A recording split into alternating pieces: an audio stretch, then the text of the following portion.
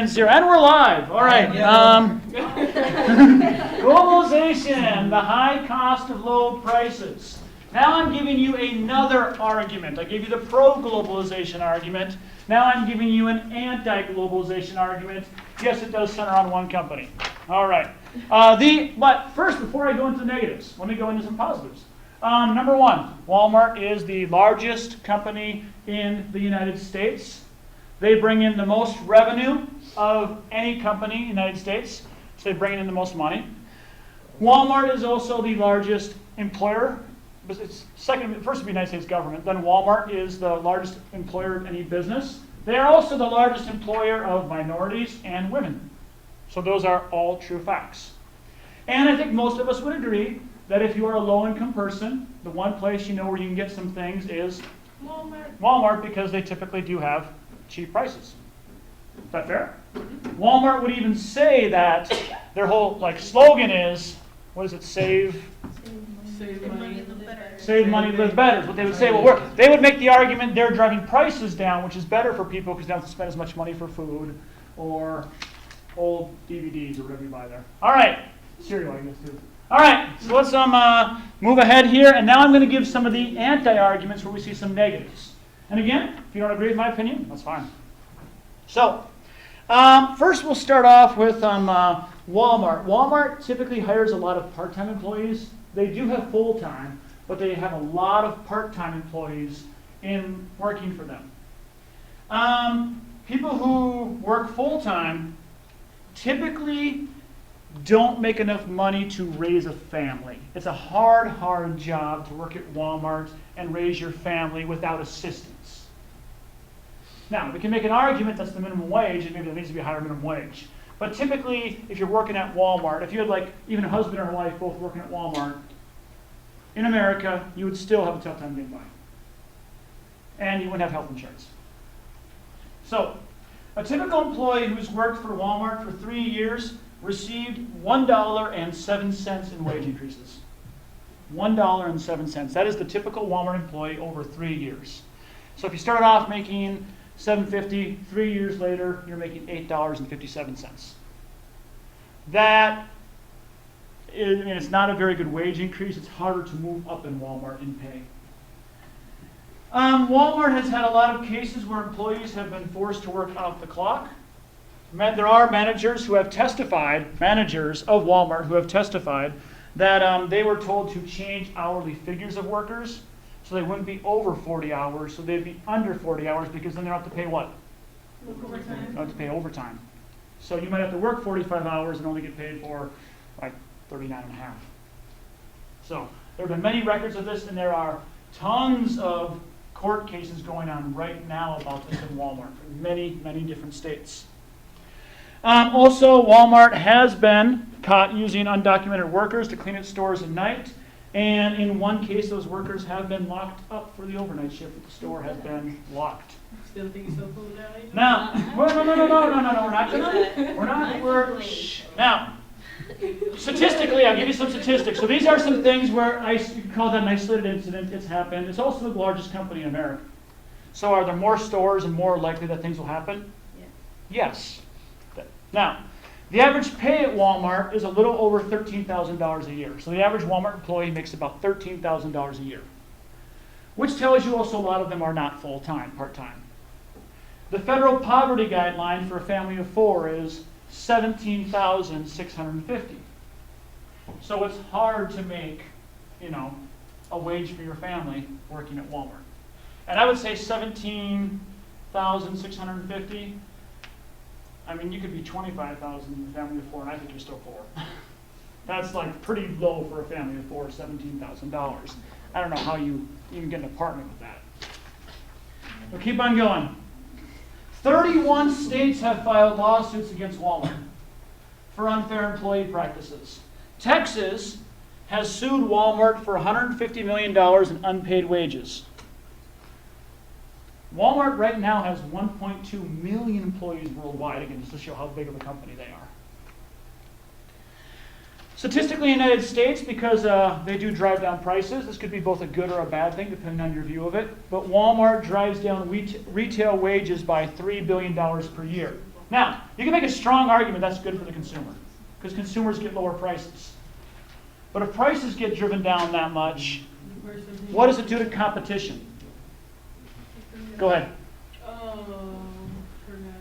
Oh, it drives them out of business. If you're a small town business owner in Iowa and a Walmart comes in, what happens a lot of time is that small town business no longer exists after a couple of years. And you have the Walmart, and you don't have the small town businesses because it's hard for a small town business person to compete against a big corporation that can bring down prices. Some people have compared this to what Rockefeller did during what we call like the age of the robber barons. Yes? Is that what happened to Rainbow? I would have to look that up, to be quite honest. So, continuing here, now, Walmart also has had a $1.6 million class action lawsuit filed against the store for discrimination against women. Walmart, and here's the part where I actually have a huge problem. Walmart encourages their employees to go on welfare, food stamps, WIC, Section 8 housing, and Medicaid. Why would Walmart encourage their employees to take out government programs? So they don't have to pay them more. They don't have to pay them as much. They can rely on the government to cover their health insurance and pay for their food. WIC is a program where if you don't make enough money, you get these things and you can get cheaper prices. They encourage people to go on food stamps. So, It ain't nothing wrong with EBT. Walmart also, so then the cost of welfare benefits. So the cost of welfare benefits to Walmart workers, these are people with jobs. The cost of benefits to Walmart workers is estimated at $3 billion a year. So United States taxpayers pay $3 billion a year to Walmart workers to pay for things like food stamps, WIC, Medicaid, Section 8 housing for people. So it's like they have a job, but because the wage is so low, they're getting government help. So literally, you as taxpayers, if you have a job, there's a part of your check going to because Walmart doesn't pay high wages and Walmart doesn't provide health insurance for their employees. So who's paying for it? We are. Americans are in taxes. So that is happening right now. So go ahead. Okay, so you're saying that since they encourage them to go on welfare, and welfare is paid by taxpayers, so basically they just money, because most likely they're going to spend their welfare money at Walmart, so the money just goes to You could make an argument of that, couldn't you? yeah. Yeah. you very much could, yeah. Go ahead. How are they allowed to do that? How are they allowed to do that? I would say there are some other problems. I'm not just going to blame Walmart on this one. In my personal opinion, I think we need a higher minimum wage. I just do. And I'm biased on that. Some economists disagree with that. I think we need a higher minimum wage. But let's get into the profit side of Walmart too, and how profitable of a business they are. So now, a couple more things. We'll get to that in a second. If I don't get there, I'll answer the question at the end. Families have to pay high premiums, and health insurance at Walmart is woefully inadequate. You have to pay high premiums. There's large deductibles, which means you have to pay a lot of your own money. You don't get covered hardly at all. There's no drug benefits for like prescription drugs under Walmart's health insurance. And again, Walmart is the #1 corporate beneficiary of state public health programs. So, who's your health care provider if you work at Walmart? In a lot of cases, it is the government. Obama. United States taxpayers. So, and this is the largest corporation in America and the world. So, they're actually getting the government to pick up the bill for like low wages and not having good health insurance. So, Walmart nationwide has been given $1.8 billion in tax abatements. $1.8 billion in tax abatements. Basically, it's like this. If Walmart wants to establish a new, let me just start from the beginning here. Another way your taxes subsidize Walmart is in millions of dollars in tax abatements given to Walmart to establish a new store in a specific location. So if a local business owner wants to get like a tax break for opening a store, it's not going to happen. But Walmart's got a decent chance to do it. Because what happens if Walmart leaves town? Everybody else come back. Well, no, if they leave town, what's going to happen for a while in a small town? unemployment will go up. So oftentimes, Walmart's able to get tax money for buildings and things from local governments. So, continue here. All right. So, suppliers. I had a volunteer who came in and used to work for General Mills, and he was telling me about this too. Suppliers. Walmart mandates that manufacturers, like let's say General Mills, they sell their goods at Walmart.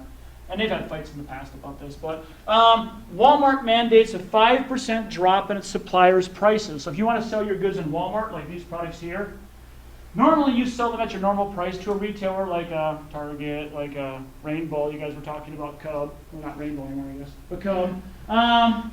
Walmart says, yeah, you know what? You normally charge $2 for that. For us, you got to charge $1.90, or we're not going to carry it. For what? You have to change your price of what you sell your good at to sell in Walmart. You have to lower it. Walmart makes the suppliers who sell their goods. Well, they'll say, we're the largest retailer in America. If you want to sell your good in our store, lower the price. And you say, but that's the price we sell. Well, then you can't sell at Walmart. Bust ass. So we'll go with the company that'll do it. So they drive suppliers' prices down. You could make a counter argument, this makes things cheaper for the American consumer. You could also make an argument it makes it much harder for suppliers to sell their goods and not go through Walmart. Let's continue here. Crime, for example. Walmart has huge surveillance inside their stores, video cameras. They do a very good job of in-store surveillance. However, in their parking lots, there's almost no surveillance. And in some towns, as much as 80% of local crime takes place in Walmart parking lots because they're very large, they're not monitored. It's not a public area, so a lot of crime activity happens in those parking lots at night. Continuing, last things on here. Profits. Walmart earns $240 billion in profits from sales every year. $240 billion. And again, the average employee makes $13,000 a year.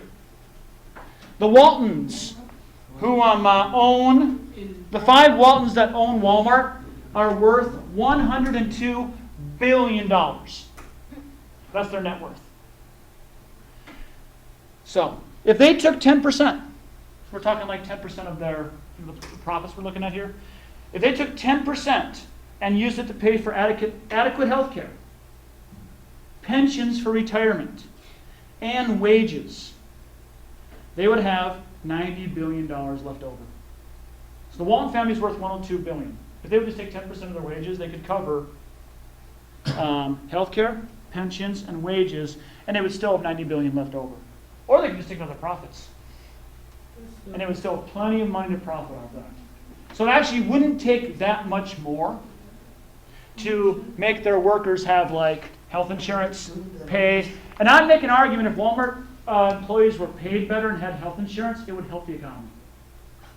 Because their employees could spend more money, which would provide more jobs for people. So when a Walmart comes in, I make an argument, and I don't think it actually helps the economy.